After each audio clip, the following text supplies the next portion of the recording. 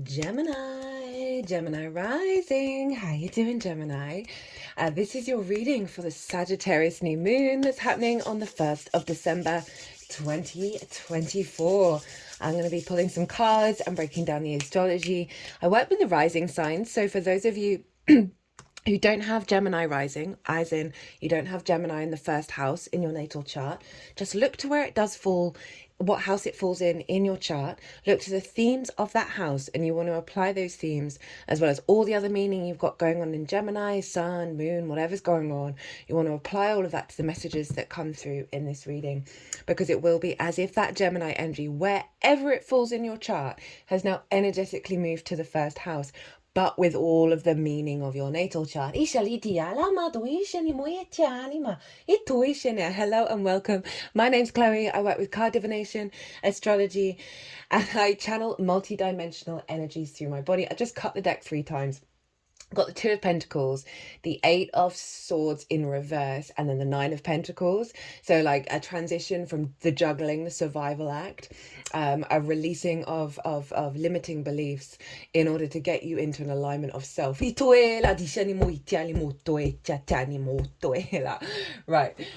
just little mini reading for you there. Right, what was I saying? Yeah, so I'm going to be breaking down the astrology for Gemini rising. As I said, just apply the meaning of wherever Gemini falls in your chart to the messages that come through. I work with 6-month cycles, so what's coming through with this will serve you energetically until the Sagittarius full moon in your season, Gemini, next year. Oh,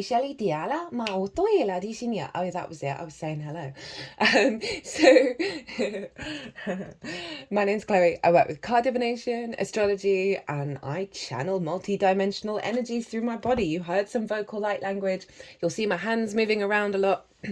Sometimes it's just me, a lot of the time like this. It's the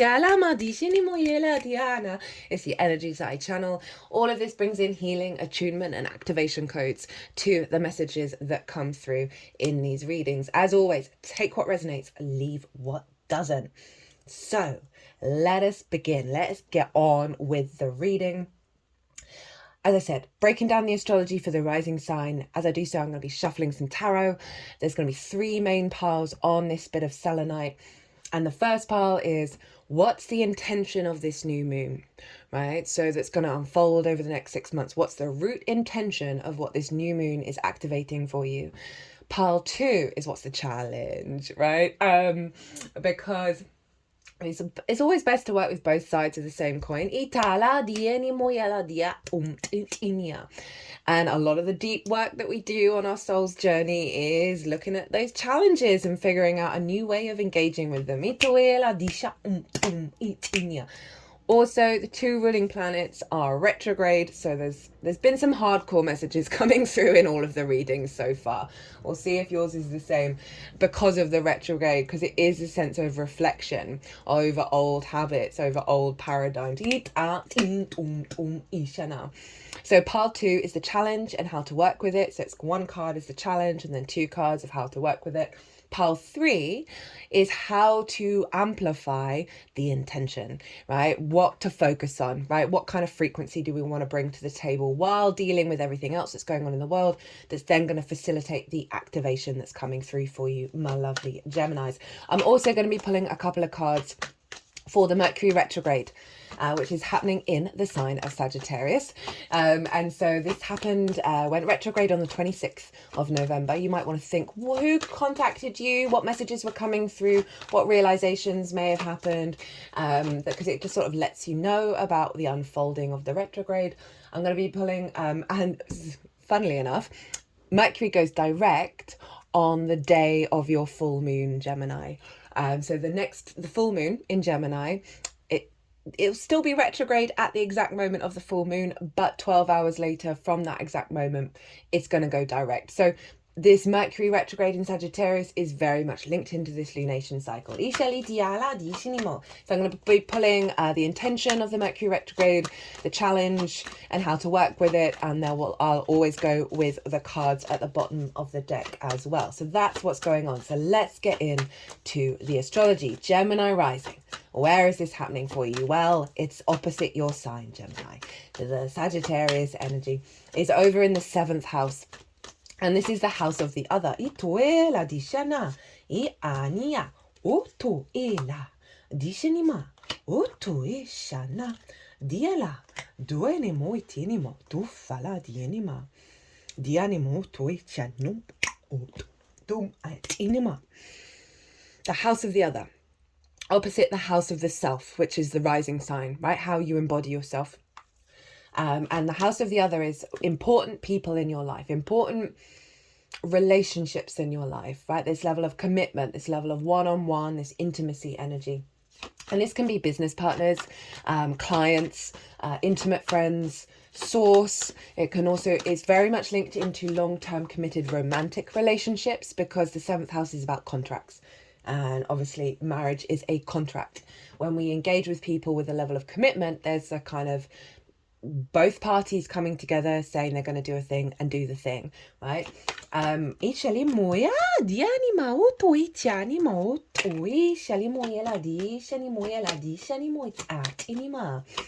so when we have a new moon over in the sign, over in the 7th house, it's so as I said, source energy, friendship, these sort of really significant understandings of connection, of collaboration. Often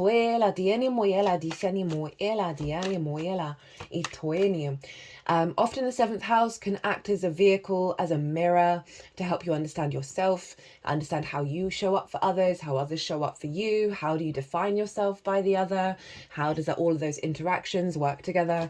And when we have a new moon in the 7th house, intentions you can set around this new moon is, 1, elevating your level of commitment, your level of integrity when it comes to working one-on-one with people, or that sort of working with the other.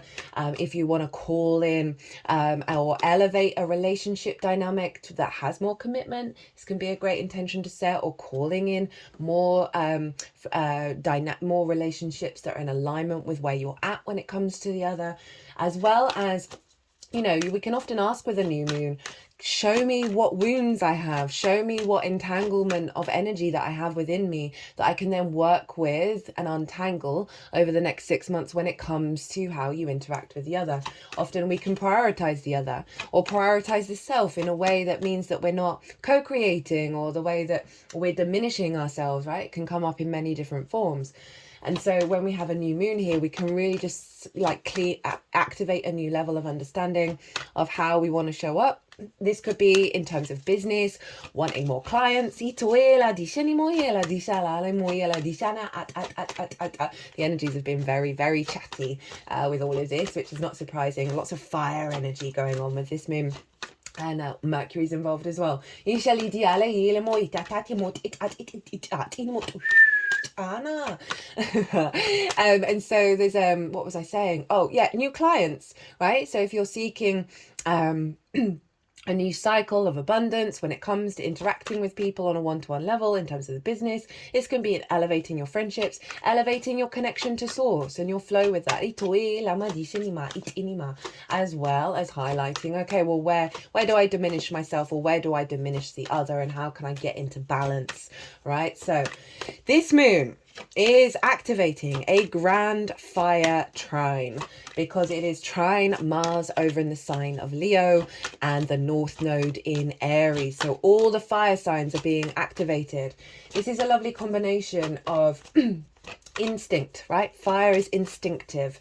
It is that sort of the go, like not even thinking, not even feeling, not even emotionally connected to something, just I'm doing the thing kind of energy. Very passionate, very sort of a lot of movement with fire, and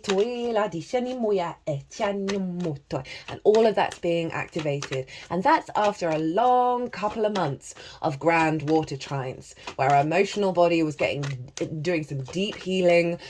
We had that full moon in Taurus, which was very much about getting our physical vessel into an awareness of the abundant reality that we actually live in, and helping it move out of the denser frequencies. And now we're recalibrating our instincts.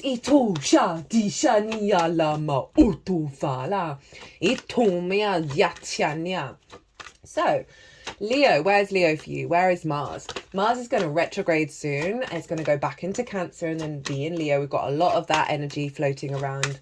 I'm going to do a Mars retrograde series as well, so keep an eye out for that one.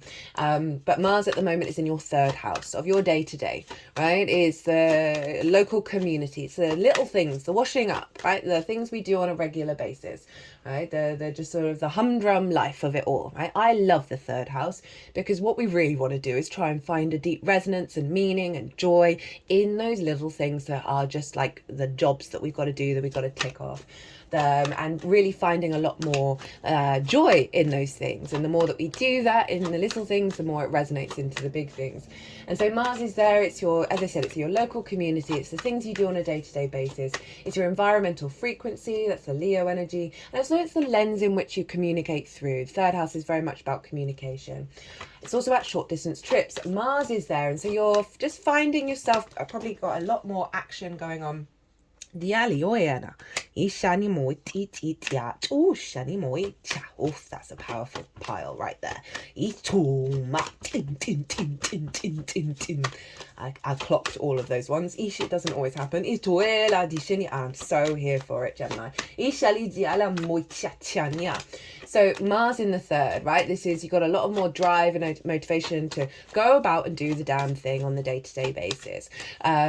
With this moon, though, with the North Node in Aries in your 10th house of your life, of your hopes and dreams, friends, groups and alliances, and reaping the benefits from your 10th house, the house of good spirits. You've been pushing into new territory with that North Node being there around your hopes and dreams, of just pushing the boundary of how you dream, making it more personal to you, going into new territory when it comes to interacting with groups and presenting yourself, and also exploring different types of resources that you reap from your 10th house. It's not necessarily just money, right? It can be lots of other things as well. You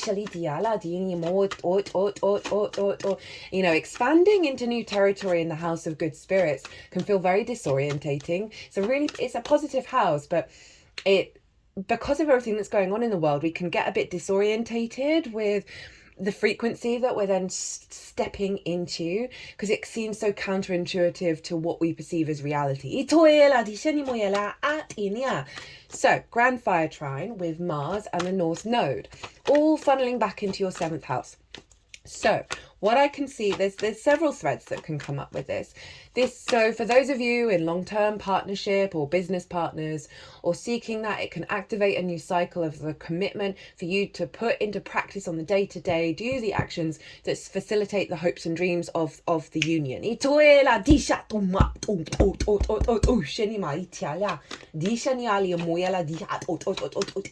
you can apply that to Source, like your co-creation with Source, your relationship with Source. You're seeing that your actions, your motivation, your drive, Mars, through the heart space in the day-to-day that is facilitating the expansion of your hopes and dreams. As I said, elevating a level of commitment.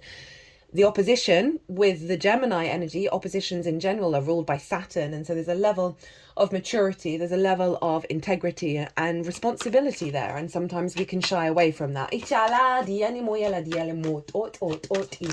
I can see this combination of the capacity to do the things that serve the evolutionary growth of the pair of you. If that is always Source. So in terms of like clients, right? So you can see you know, sort of doing the hustle in the day-to-day that's perhaps meaning that you're reaching more people, bigger groups. That means you're getting more clients in, more reciprocity, there we go, in regards to then seeing more resources coming through from your career and your life purpose, because of this sort of desire to sort of level up how you're interacting with the other, from a place of confidence in the way that you're putting things into the action, right? You're going to just see Mars in the 2nd in terms of communication is like acts of service. Like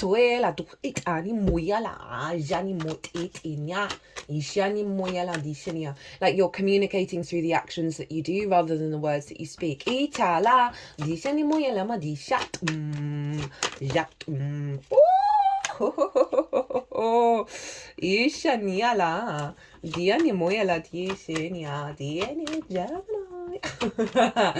Oh, I love it. And yeah, really sort of just figuring. One other side of this is noticing you through your actions with that Mars energy, what impulses you have that are recreating old cycles, right? So it's always really helpful to sort of be in the observer state and see where your impulses are taking you, and then sit down with yourself and be like, okay, I need to look at that, right? I need to focus on that one, because that's not taking me down the path that feels good in all spaces, right?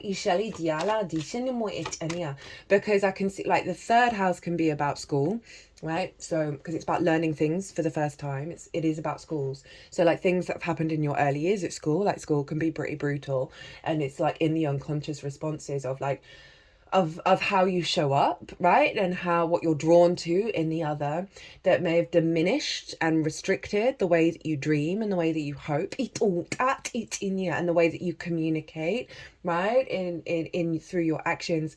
There may be some wounds around that are going to come up in regards to just sort of letting you know, okay, what needs to be sort of worked on and untangled in order for the frequency of co-creation, the frequency of commitment to come through in a way that serves both parties. So we've got that grand fire trine, as I said, reorientating our instincts to the magical reality, where we're not second guessing ourselves. Remember, new moon, so it's unfolding over the next 6 months. Now, what else is going on? We want to look to the ruler of Sagittarius, which is Jupiter, because wherever Jupiter is going to be influencing what's going on with this moon. And where's Jupiter? Well, it's in your sign, Gemini. For those of you who have not caught the Jupiter and Gemini transit series, I thoroughly recommend it. It was so much fun to do. It was one of my favourite transits that I've done. It's in its own playlist. Jupiter's got its own playlist. And we're kind of like at the midpoint of Jupiter being in your sign, and it's not going to be there for another 12 years. So if you really want to amplify that energy, go check out that transit. Anyway, Jupiter in the first, retrograde at the moment. So there's this sense of questioning things, of questioning your truth, questioning your wisdom, questioning your abundance, questioning your embodiment of self. All of this is just taking you into a real intense place to really get to the nitty gritty of it all, to really like peel back the superfluous energy, and then will be a launch pad for when Jupiter goes direct. So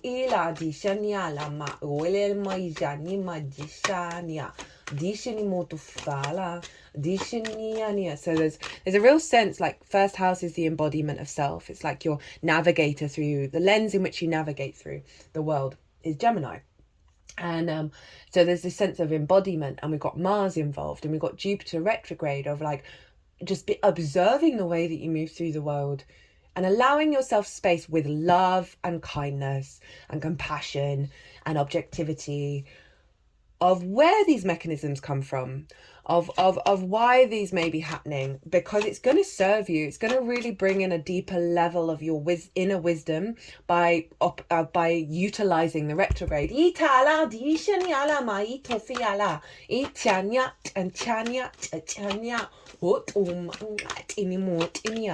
Now, Gemini, you are ruled by Mercury. Where is Mercury? Over in Sagittarius. So they're in each other's signs. This is called mutual reception. We had this same thing governing the Taurus full moon, right? Even though it was a Venus moon, it was being governed by Jupiter and Mercury. So you may have noticed, like, the threads of what's going on with this next lunation cycle have come from that Taurus full moon, because there's an alignment there, right? And so when planets or celestial bodies are in mutual reception with each other, they're basically psychically hotlined to each other. They're facilitating each other's journeys. They're in each other's realms.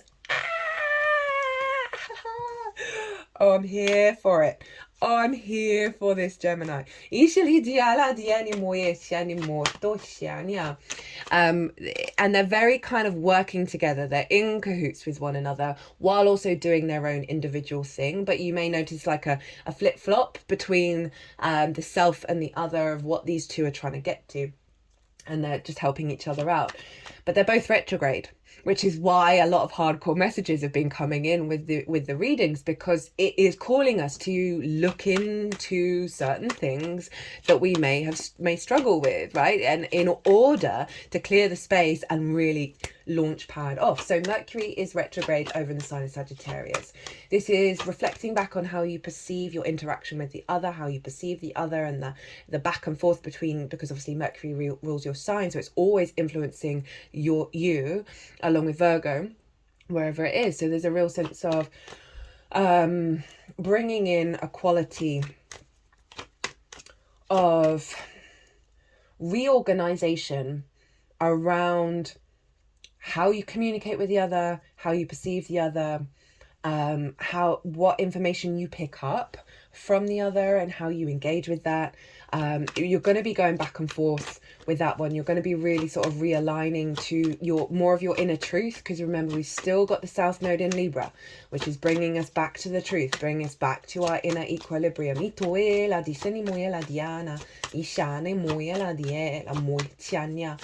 And it's almost unavoidable, and that's in your 5th house of your creation energy, and also romance and dating. So for those of you who are connecting to sort of more the romance side of it, this is a big shift in the way that you engage with the other and the way that you perceive it. I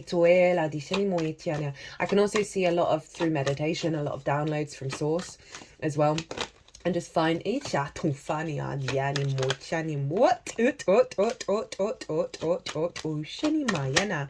oh, these ones are just coming flying out. With the Mercury retrograde cards. And so that Mercury retrograde, that Jupiter retrograde is a reevaluating our wisdom, our truth, our generosity of spirit, our sense of abundance of the Jupiter energy, reevaluating how we communicate, how we perceive information, and really bringing depth and nuance to our understanding of these things in regards to the self and the other, right? And how they are, how to get them to work together in a harmonious way rather than distorting the self or distorting the other. You're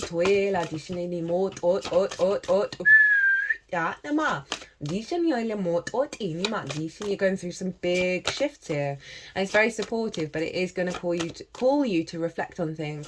Don't feel scared by it, just trust in the process. That's been a phrase that keeps coming out of my mouth with all the readings, of trust in the process of the unfolding. I forgot to mention, or did I mention it?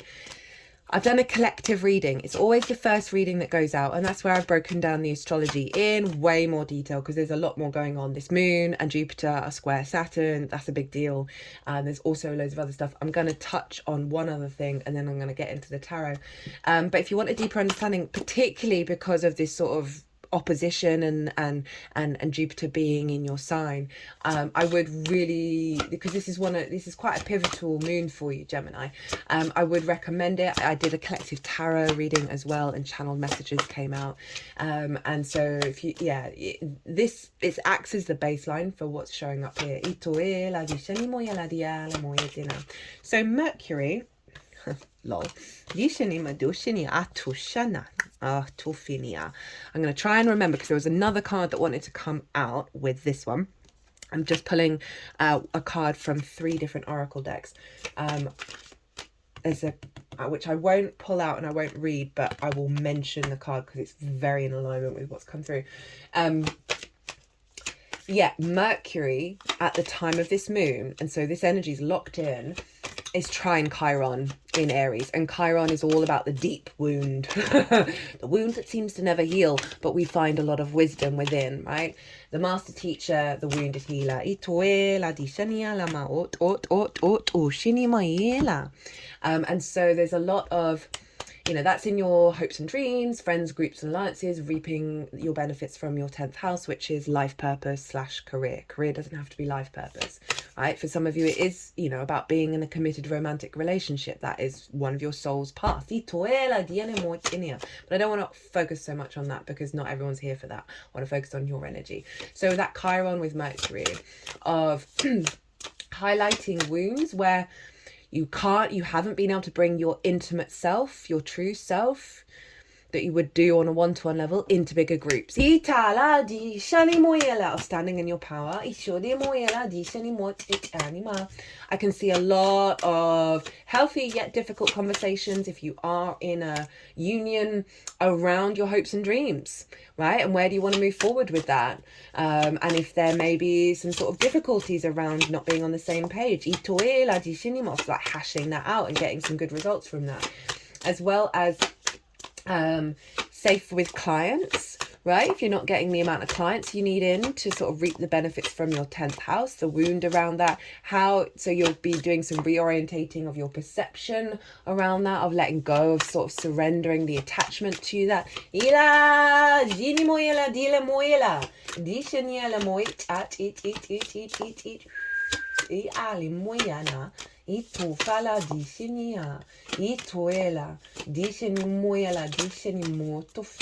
I really am getting that being in a group, you're gonna bring in some messages from source when you're in a group that are gonna act as like real sort of shamanic healing and portals.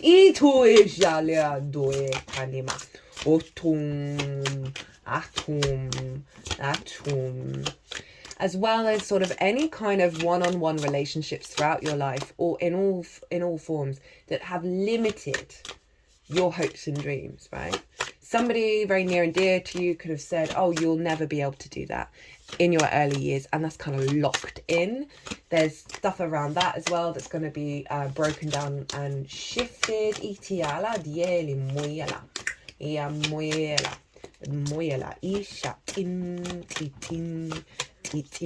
Ooh, there we go. So let's get into the cards. We've got your oracle cards, you got everything going on. So the intention of the moon is the Ten of Swords in reverse, the Hanged Man, and the Three of Cups. So the big liberation energy here. So this is the intention of the moon, is to get you out of being immobilized, right? With that Ten of Swords. Ten of Swords, very karmic. They're all along the spine. We store a lot of karma in our spine, which is why predominantly we've got a lot of back problems. There's a sense of betrayal as well. There's a sense of, as I said, just not being able to move, whether that's in your mind or in your body or the things that you do. There's something around you being frozen with the other, right? Based on perhaps past life experience, ancestral experience, that has just limited the way that you're showing up and the way that the other is showing up as well. For some of you, this is also about betrayal by the other, right? That's diminished how you then walk through the world in this lifetime. And these swords are falling out, right? With this new cycle. It's going to unfold over the next 6 months, but this is the intention of that release of the mind, of certain perceptions that you have that in regards to the other that are just limiting you, right? We learn quite a lot from our parental figures and their idea of how to connect and be one-on-one, and a lot of those things have nothing to do with us, right? Nothing to do with the true essence of our energy. You know, it's just making me think of like how a lot of people then recreate their relationship with their dad or their mum in with friendships, with business partners, with romantic partners, right? It's not specific, but it can show up, and this very much feels like a release of that. And with that release, we've got the Hangman.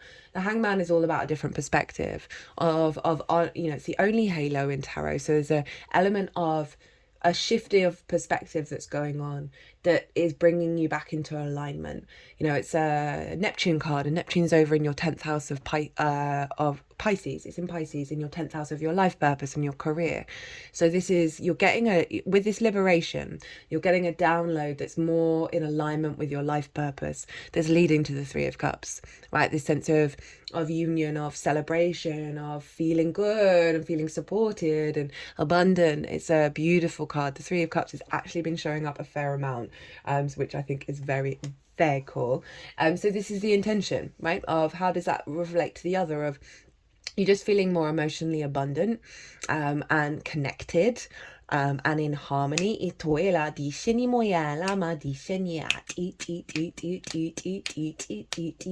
with the other, you know, without, you know, still being. And then we've got kind of got the group energy as well, that there's something around just the freedom of self when it comes on a one-to-one basis, as well as how that's impacting how you show up in a group. So say you're a couple where you're just kind of in each other's pockets and struggle to then sort of separate as individuals into groups, right? This is super specific. This moon is very much about elevating that and allowing the individuals to still be in union, but then do different things and be in flow and be free, right? Sagittarius is very much about freedom, the freedom to roam. And so there's this acceptance of that without like having the limiting beliefs from the Ten of Swords of jealousy, of insecurities, of all of these things that we as humans go through when it, like, having a healthy relationship is, you know, it can be one of the difficult things you can do in a lifetime. And I really like this sort of flow and this openness that's come through.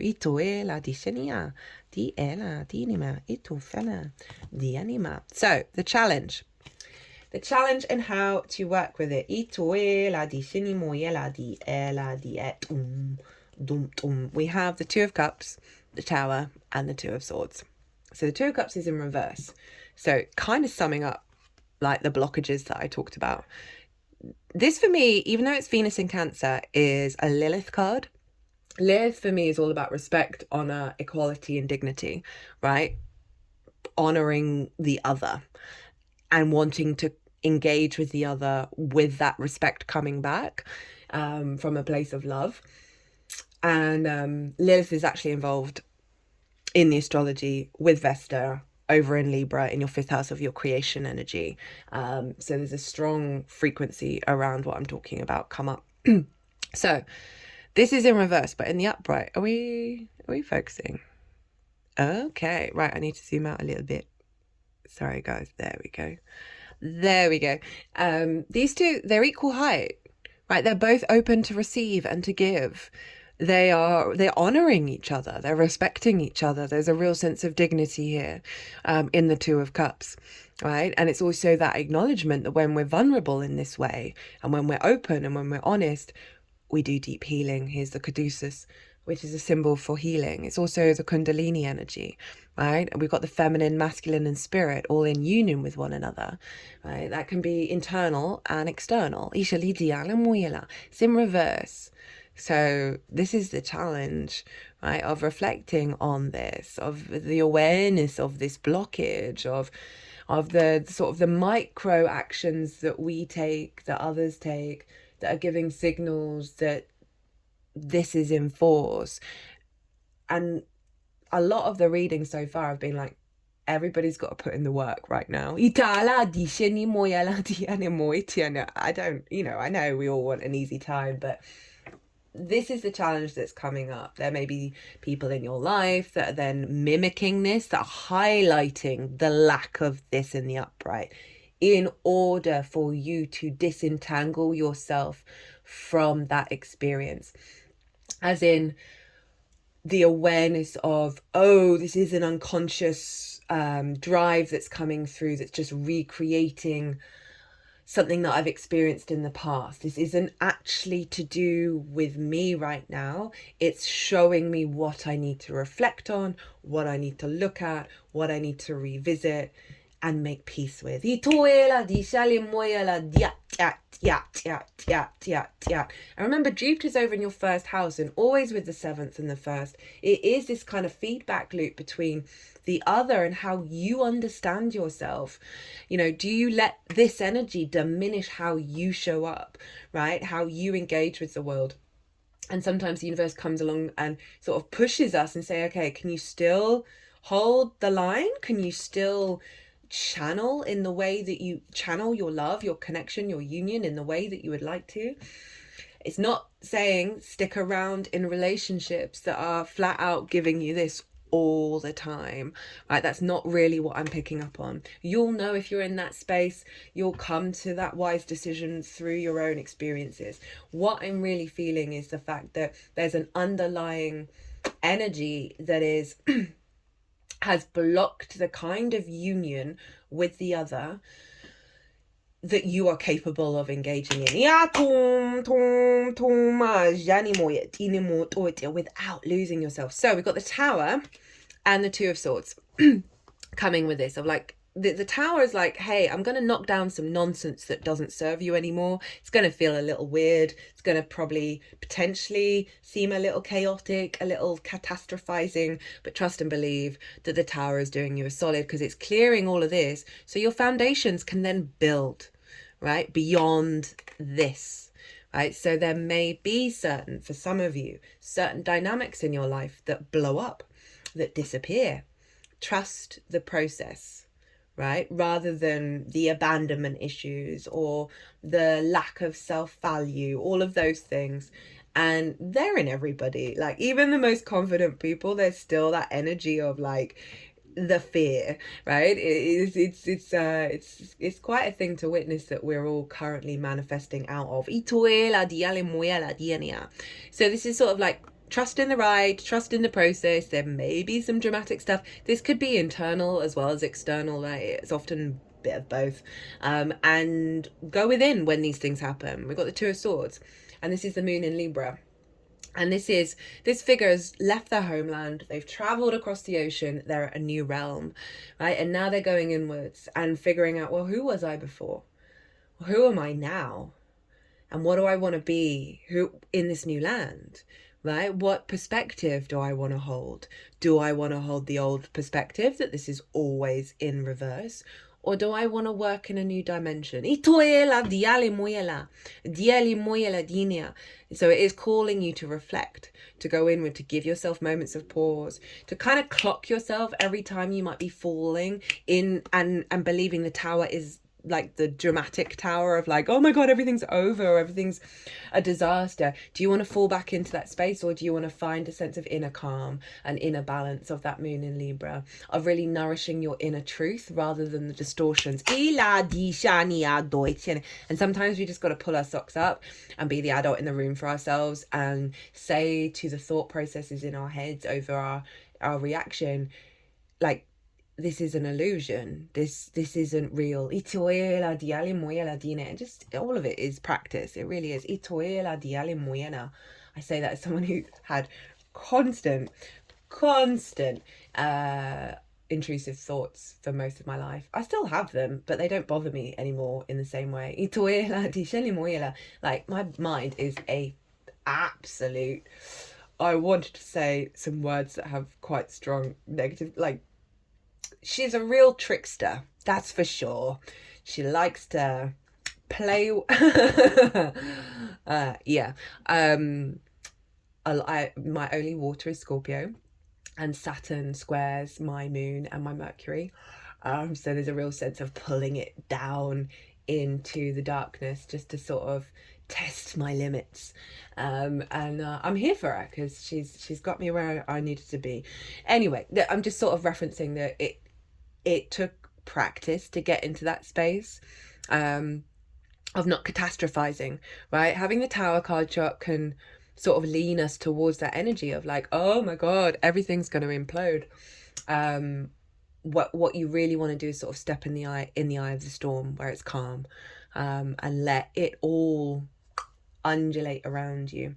So how to work with the intention. Remember, the Three of Cups is at the end, the release. Remember the release, the higher perspective, and then the fun times, right? The collaborations and the enjoyment of company and all of that good stuff. But it is calling you to reflect on certain things and be mindful of the journey that you're about to undertake and trust in it. Right, how to work with this energy, how to get this nice in alignment. We got the Knight of Cups, we have your card, hello, the Lovers, and we've got the Six of Cups. So big cup energy for you, Gemini. So the Knight of Cups is saying, right, try and embody being the true romantic. Try and shake off the fear and follow your creativity, follow your love. Like, even with the Tower going on, to step into the Knight of Cups, of knowing it's drawing you towards this sense of resonance, this sense of overflow, right, of the Ace of Cups, of feeling very abundant within yourself and when you're with others.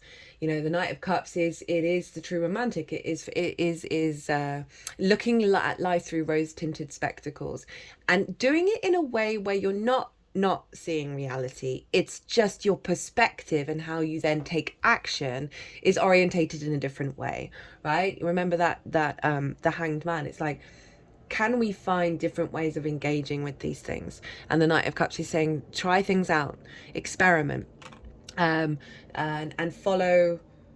You know, it's also a very intuitive card, and sometimes our intuition can lead us to old responses in order for us to do the healing. I mean, that's why, like, the inner work's so important, because it gives you spidey senses of, oh, this intuition that I think is my intuition is actually being distorted by a trauma response, or this intuition is in alignment, right? So the more that we sort of step into the observer mode and get a bit of an awareness, it's gonna allow you to sort of know and value in both the flow state and also the sort of the Tower moments, or the things that feel like they're going wrong. Then it's always in alignment. Everything is always in alignment, right? You know, regulars, I'm sorry, I know I've been going on about this. The amount of things that I think are going wrong that then turn out to have facilitated an event in the future that I wasn't aware of. And it's just highlighting over and over and over and over. Step out of the fear. Step out of the fear. Doesn't mean that there aren't situations and relationships where you're like, this isn't right for me. But you don't have to be fearful about it. Right, the Lovers, your card. It's all about you, right? And an alignment within yourself. So you've got the Two of Cups and the Lovers, and they are mirrors of each other. You've got the masculine, feminine, and spirit, all in alignment. So it's telling you to put in the practice of acting from a place of love, from a place of openness, from a place of creativity, a place of flow, a place of intuition. And do some inner work with yourself, do some alignment with yourself, fall in love with yourself again, really value yourself, and integrate parts of yourself that you may have been hiding from.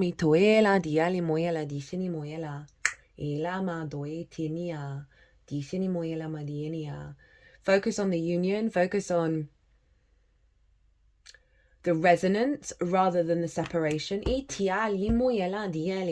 Both internally and externally.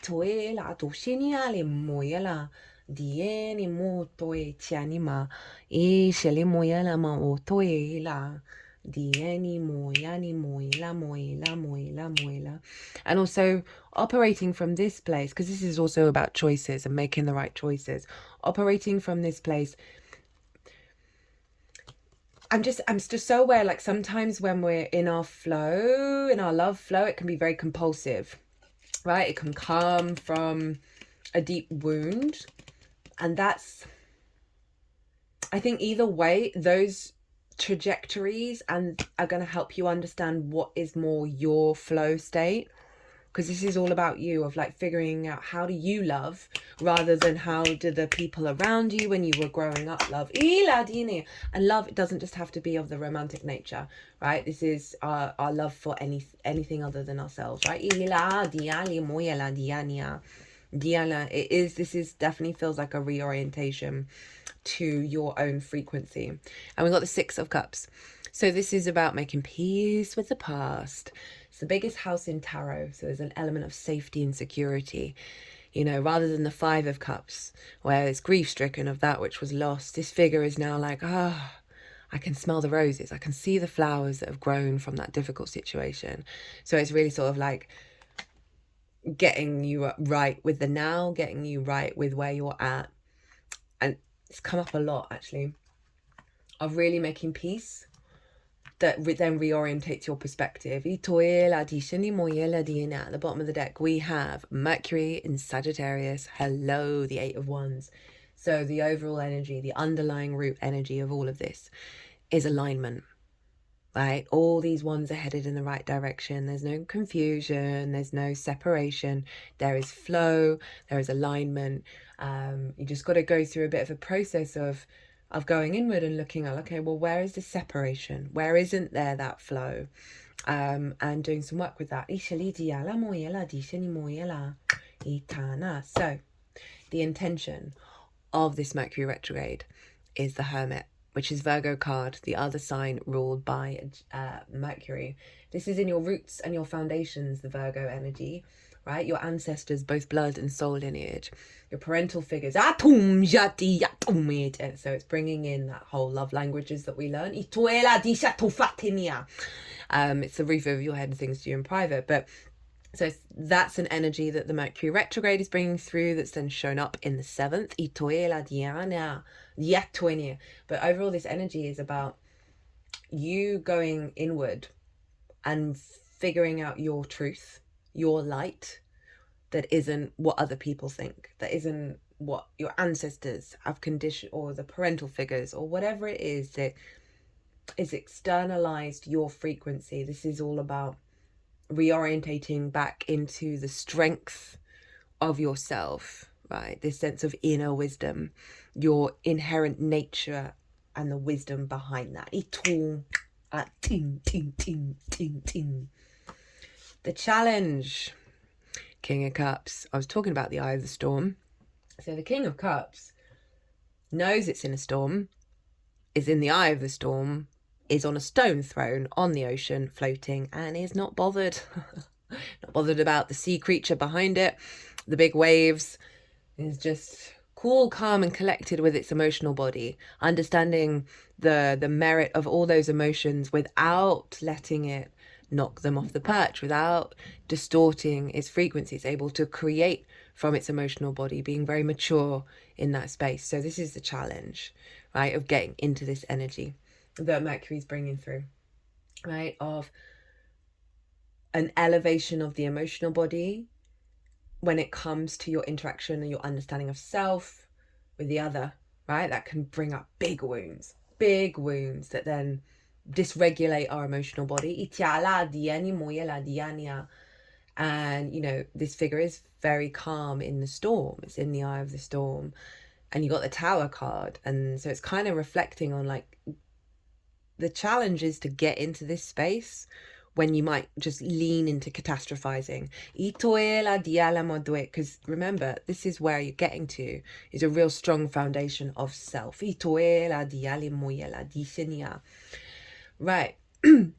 How to work with the energy. Ace of Pentacles. It's also, this card has also been showing up a lot in the readings. This is a renewal in the 3D realm. Right, this is got the same flowers as the Magician, as a portal and the mountains representing the higher perspective and creating from that higher perspective in the 3D. But it is a renewal of energy. It's like, stop holding on to the past, right? Focus on the renewal, focus on how you want to be now in this experience and how you'd like things to unfold energetically. Rather than shoulda, woulda, coulda and regret of the past. So it's calling you to, with this Mercury retrograde, to think about what does this mean to you?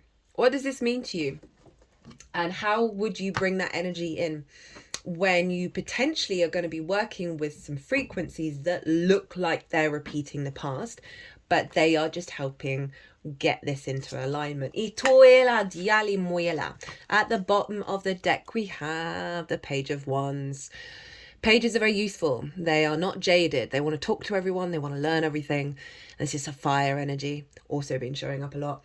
So this is new ideas, new inspiration, but also fresh, not jaded energy, not looking to the past. This figure is looking to the future. It wants to go and explore the new realm, right? So try and keep that mindset, right? Be open to the downloads, be open to the messages, to the experiences, to the opportunities, and realize that it is entirely a learning process. Remember, the two rulers of the entire chart for this lunation cycle that's getting locked in, right, for the next 6 months is reflection, is revisiting, revising, refining. And the more that we can do it from a very open space, the less we get bogged down in the what feels like the repetition. Now,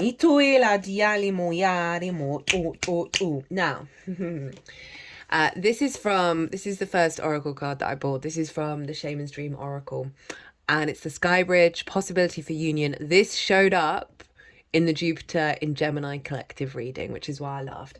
And the other card with it was the Covenant, right, which is about sacred contracts.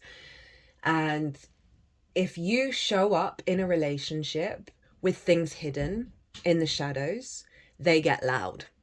And so this is about this can be your relationship with source, all those things. That this is getting right with yourself and being authentic with the other. So often we can hide things for various reasons, whether it's to facilitate the other person or through shame or whatever it is. But this is genuinely like saying you got to get right with yourself in the way that you show up with the other, right? I think we can all struggle with that, of truly being as authentic as we possibly can in a way where we feel safe. I think a lot of us don't feel that way, but it is saying that there's some stuff that's being hidden in the shadows with that Covenant card that you need to get right with yourself, and therefore you're not bringing that hidden stuff to the table when you're interacting on a one-to-one basis. Possibility for union, what needs to be connected or disconnected. You stand before a seemingly unbreachable abyss, and there is no possibility of retreat. The path behind you is no longer a viable option. You have to act soon, though, or you run the risk of being stuck at the edge of the cliff. Life has brought you to this moment to offer you an as yet undreamt of possibilities, but you must no longer postpone what you know to be inevitable. And yes, you are allowed a breath or two before the leap. So take a bit of time to yourself. Get away for a day or two of contemplation, or even just a few minutes walk to clear your head. Muster your courage so that you may cross the Sky Bridge. Sky Bridge appears when the moment is absolutely ripe for a quantum leap. Life believes you are ready, even if you do not agree.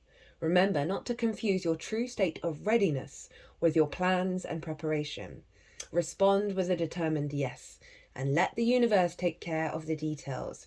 You need only hold on to your positive affirmation, and the way will become obvious as you take flight and clear the abyss.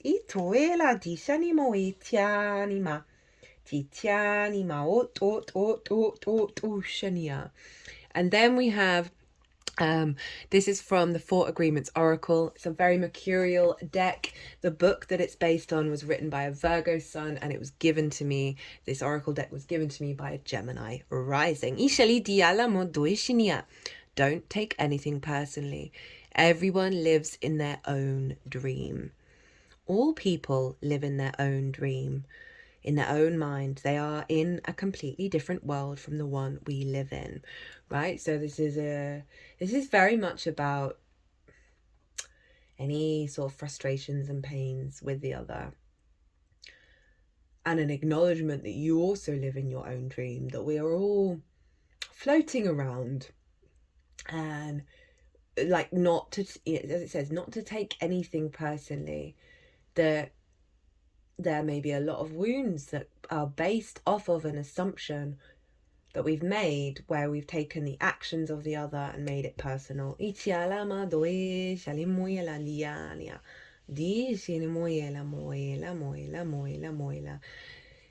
this is what this is calling for, is real sort of radical communication. And it's funny, like with the North Node up in Hopes and Dreams land, like that's really the main message I'm getting coming through, is this radical communication and openness with the awareness that you are both individuals, And I say both again. It doesn't have to be on the physical plane.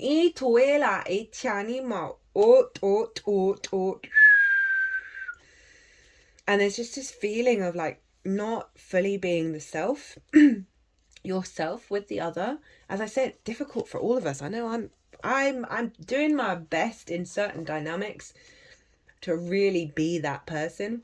But there's still a lot of conditioning, and it does take practice. It does take effort to get that kind of level of really like elevated commitment with the other. We've got show up. You seem acutely aware of the good in the cosmos. Demonstrate what you know and share what you've learned. Many people will benefit from hearing it.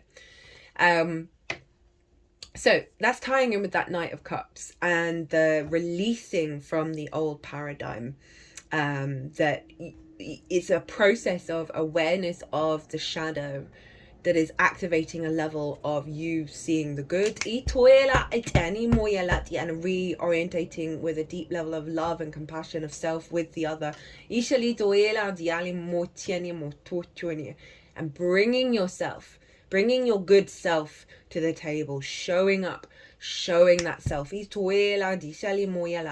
I'm also getting a little loop back round to the other download, which was about you getting downloads from source that you're sharing with bigger groups and being allowed to be more uniquely yourself and walk your own path and not hide that.